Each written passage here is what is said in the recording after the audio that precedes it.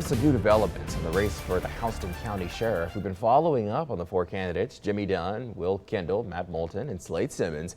Now, Moulton is a lieutenant in the Houston Sheriff's Department, and some people have reached out to us asking if he's eligible to run. Fariha Abrar is here with more on this. And Fariha, what did you find out? Well, today we're learning some new information about the policies that apply to Moulton as an employee of the Sheriff's Office. This is the policy handbook for the Houston County Sheriff's Office. It covers when employees, including its officers, can run for public office, as well as their political involvement and activity. Now, some people have reached out to us arguing that Lieutenant Matt Moulton is violating the policy. We talked to him and his bosses about what happened, and here's what we found out. In December, Houston County Sheriff Colin Talton, who is the nation's longest-serving sheriff, held a news conference at his department headquarters. The sheriff announced that he's endorsing one of his officers, Lieutenant Matt Moulton, to replace him. Now, Talton's own policies for the Houston County Sheriff's Office say employees must either take leave or resign before running for public office. The section on political involvement says the employee must request a leave of absence without pay unless they've resigned. It also says during the campaign, the employee may not represent himself as a member of the department. And if any employee becomes a candidate for elected office, violates any of those requirements, they'll be dismissed. So I called Moulton and asked if he's resigned or asked for a leave of absence without pay.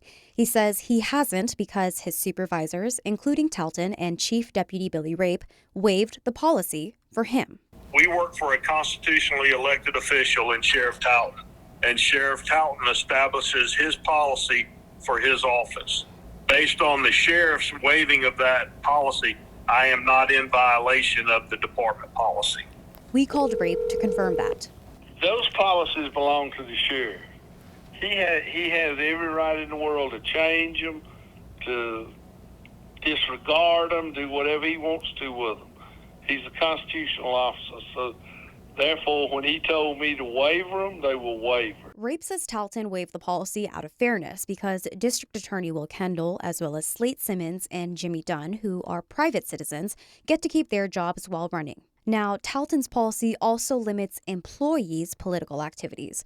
Rape told us that the sheriff also waived that policy for Moulton so that his co-workers could attend the endorsement ceremony. Like you just heard, Moulton's supervisor clarified why they waived the policy and let me know that there wasn't any documentation of the waive, but he did say that they had a verbal conversation with Sheriff Talton around the first week of December last year. I called Moulton's opponents to ask if they had any thoughts about the sheriff giving Moulton a waiver, and here's what they had to say.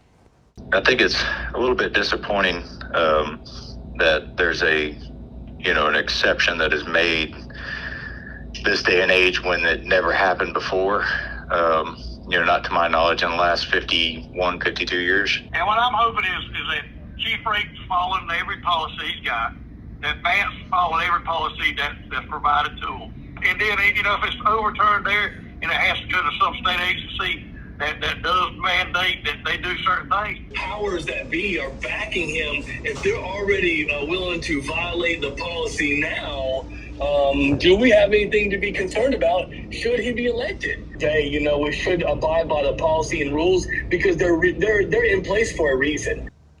Candidates are qualifying for the sheriff's race this week. Democratic and Republican primaries for the job happen on May 1st. Back to you, Frederick. Thank you, Fariha. For more information on the elections and candidates, you can go to 13WMAZ.com.